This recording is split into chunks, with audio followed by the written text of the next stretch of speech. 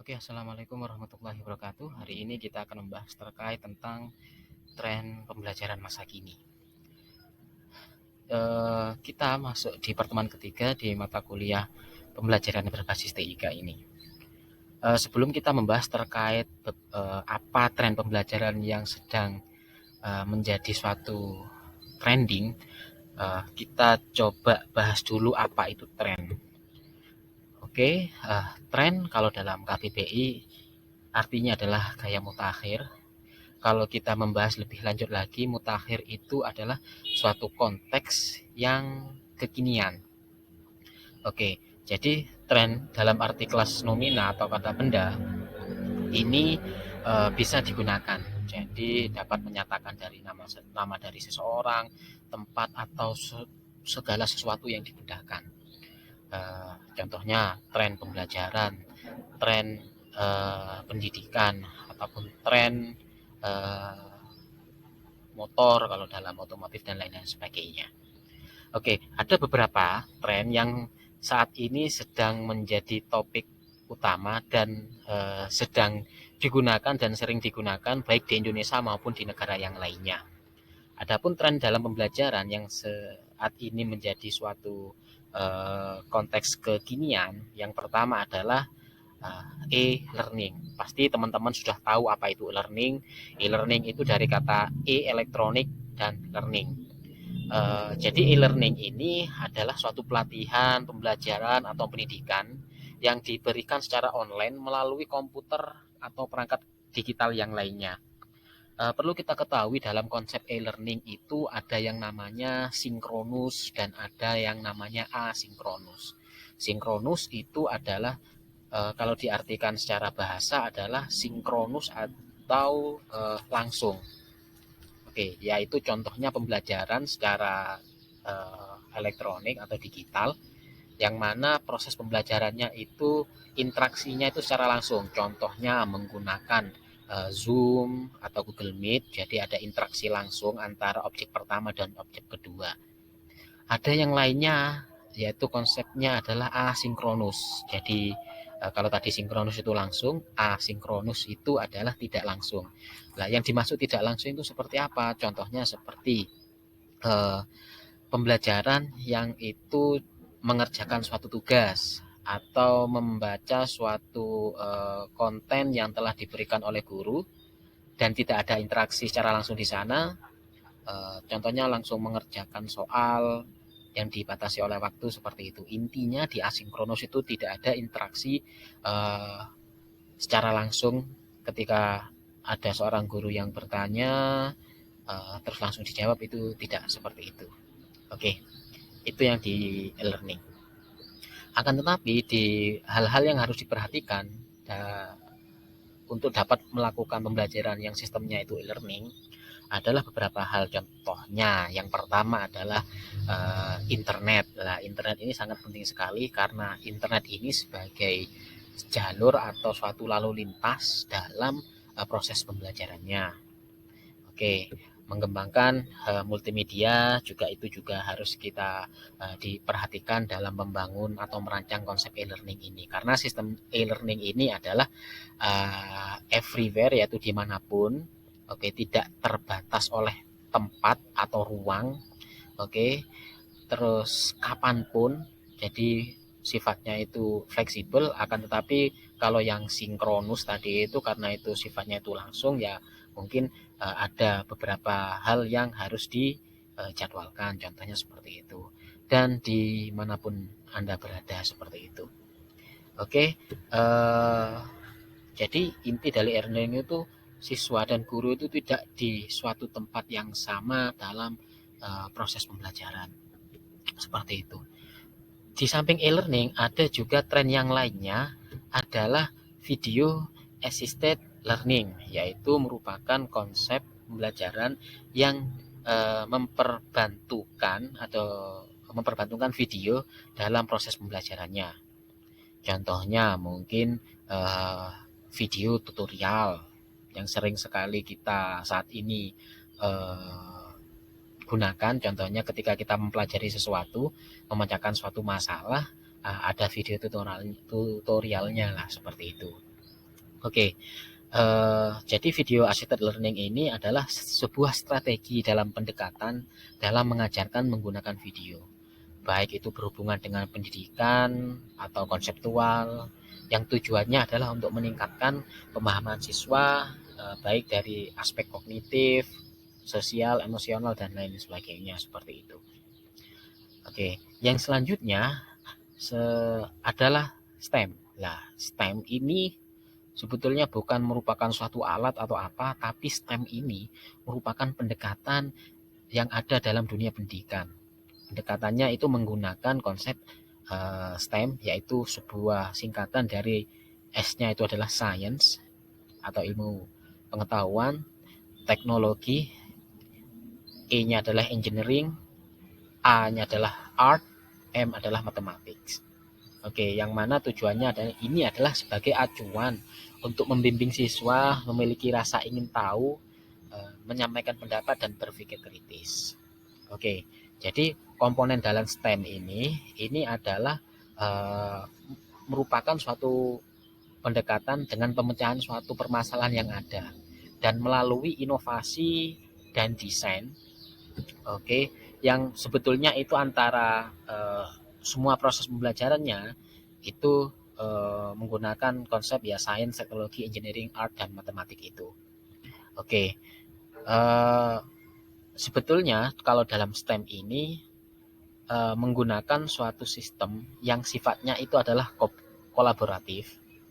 Oke, yang mana untuk penggunaan STEM ini berfokus pada hal-hal yang terjadi di kehidupan kebanyakan seperti itu.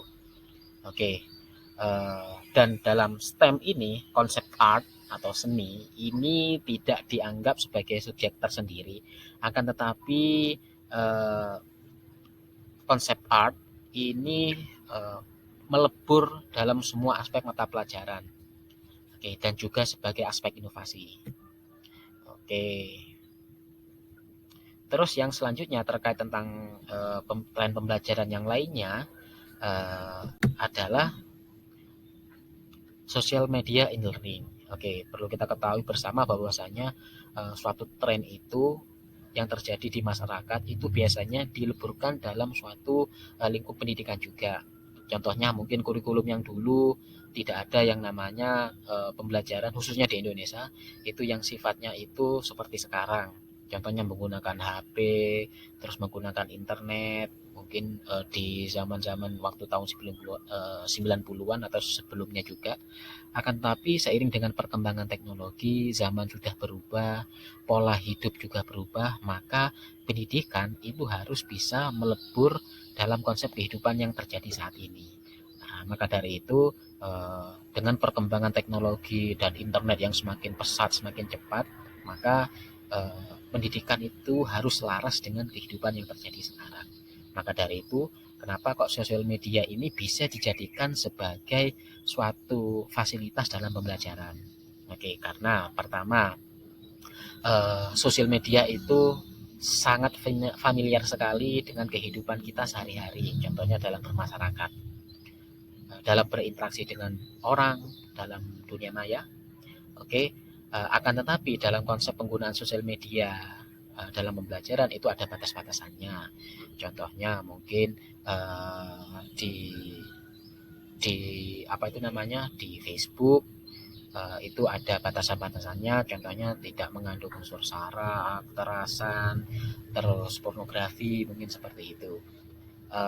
Terus untuk social media e-learning ini karena ini pemanfaatan sosial media yang ada ini sekarang sudah sangat populer sekali saat ini yang terjadi contohnya yang trending sekarang ini adalah platform TikTok lah. TikTok itu mungkin tujuan awalnya itu bukan hanya sebatas hiburan saja, contohnya semacam kayak hiburan yang tidak senonoh ataupun yang lainnya. Akan tetapi TikTok itu bisa digunakan dalam suatu proses pembelajaran. Contohnya tips materi tertentu atau mungkin di YouTube sekarang sedang digandrungi eh, contohnya yang ada lagi di eh, Instagram dan lain sebagainya. Oke, akan tetapi dalam sosial media ini perlu diperhatikan terkait tentang batasan-batasannya yang sudah saya sampaikan tadi itu. Selanjutnya ini di learning analytic. Oke, learning analytic ini sebetulnya merupakan suatu pengukuran dan pengumpulan tentang suatu data analisis yang terjadi dalam proses pembelajaran. Oke, contohnya mungkin di learning analytic ini terjadi, contohnya jika seorang guru ingin mengetahui terkait tentang perkembangan siswanya itu bagaimana berdasarkan portofolio yang ada. Oke. Dan dengan menggunakan berbagai informasi yang ada itu, sehingga guru itu bisa mengkondisikan atau bisa mengidentifikasi terkait karakteristik siswa, terkait mungkin apa yang menjadi kesulitannya, terus apa yang menjadi bakat-bakatnya dan lain sebagainya itu. Karena sekarang untuk basis pembelajaran ini sebetulnya yang paling bagus itu adalah sesuai dengan bakat yang ada dalam diri siswa tersebut. Oke. Dan yang selanjutnya adalah gamification. Oke.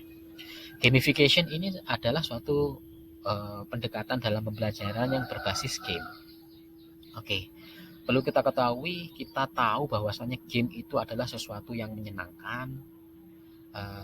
Kita lupa waktu ketika kita bermain game tersebut, akan tetapi dalam game ini sebetulnya kalau kita gunakan dengan baik, contohnya dalam bidang pendidikan, itu juga baik. Karena apa? Pendidikan itu sebetulnya kalau dibalut atau dibungkus dengan sesuatu yang menyenangkan itu lebih asik. Kita tidak bosan dalam pembelajaran, kita sambil main juga sambil belajar. Oke, akan tetapi game ini sebetulnya ada batas-batasannya. Perlu kita ketahui bersama bahwasanya game ini sebetulnya bukan merupakan suatu yang buruk.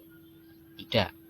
Karena ada beberapa sisi positifnya manfaat game ini untuk anak-anak. Contohnya untuk melatih kemampuan analisis seorang anak, melatih kemampuan spasial anak, oke, berpikir kritis dan lain sebagainya. Akan tetapi juga ada beberapa kelemahan juga yang patut diwaspadai kita sebagai seorang orang tua, guru atau kakak atau diri kita sendiri. Contohnya kalau kita berlebihan dengan game juga akan merusak. Oke, kecanduan dan lain sebagainya. Banyak sekali kan sekarang terjadi di masyarakat atau di sekitar kita anak yang kecanduan game, yang lupa waktu, lupa belajar dan lain sebagainya. Nah, seandainya game yang sifatnya itu adalah adiktif, yaitu sifatnya itu adalah kecanduan, kalau seandainya kita balut dengan suatu hal yang positif, yang ruang lingkupnya belajar, ya malah justru lebih baik gitu. Bukan hanya sebagai bermain saja tanpa ada unsur edukasinya di sana, seperti itu. Oke, selanjutnya adalah augmented reality dan virtual reality. Oke, mungkin ini hal yang baru dalam dunia pendidikan, akan tetapi kalau dalam khususnya di Indonesia, akan tetapi kalau kita di tempat lain, di negara lain, augmented reality ini bukan merupakan suatu hal yang baru. Meskipun di Indonesia saja sekarang juga bukan hal yang baru lagi. Oke, jadi augmented reality dan virtual reality itu apa? Jadi perlu kita bahas bersama bahwasanya augmented reality ini sebetulnya suatu teknologi yang mana video atau hal yang sifatnya itu digital itu dibuat senyata mungkin. Contohnya kalau dari augmented reality, oh ya sekedar informasi, antara augmented reality dan virtual reality ini merupakan suatu kesamaan akan tapi berbeda. Kalau augmented reality ini sifatnya adalah suatu teknologinya.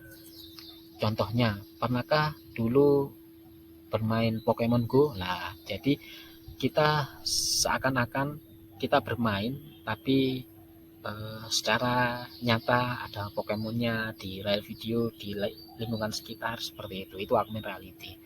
Atau mungkin salah satu contoh di teknologi augmented reality adalah ketika mungkin yang cowok-cowok lihat bola terus ada sponsor extra jos kayak jatuh di tengah lapangan lah, semacam itu. Oke, dan virtual reality ini adalah perangkatnya yang seperti yang digambar ini. Oke, semacam kayak kacamata. Oke, namanya virtual reality headset, yang mana itu sebuah alat untuk membuat suatu hal senyata mungkin ketika kita menggunakan alat tersebut. Oke, dalam konsep video seperti itu. Contohnya mungkin kita coba buka di contoh video ini.